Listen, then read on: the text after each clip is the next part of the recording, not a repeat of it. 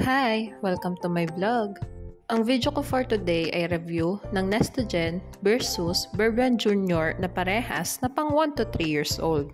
Ito na nga muna guys yung pinili ko kasi matagal-tagal na rin akong hindi nakapag-vlog ng mumurahing gatas. Kadalasan ay mga premium milk yung nai-request sa akin.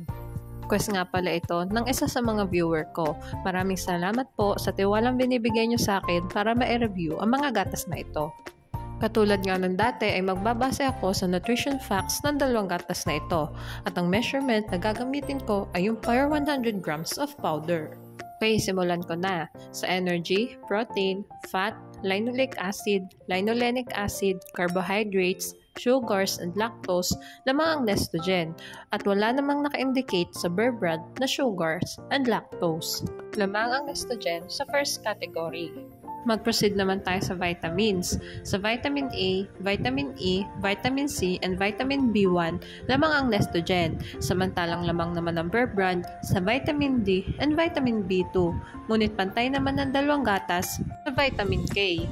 Sa niacin and vitamin B6, lamang ang Nestogen. Samantalang lamang naman ang Bear Brand sa folic acid, vitamin B12, and biotin. Ngunit pantay ang dalawang gatas sa pantothenic acid. Lamang ang Nestogen sa vitamins. Mag-proceed naman ako sa minerals. Sa sodium, potassium, fluoride, calcium, phosphorus, and magnesium, lamang ang Nestogen. Sa copper, manganese, and selenium, lamang ang Nestogen. Samantalang lamang naman ng Bear Brand sa iron and iodine, ngunit wala itong copper, manganese, at selenium. Lamang ang Nestogen sa minerals. Mag-proceed naman ako sa price na parehas kong kinuha sa Lazada.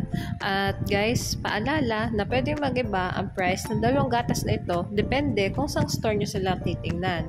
Makikita naman natin na lamang lang ng 0.1 kg ang Nestogen, ngunit mas mahal ito sa Bear Brand.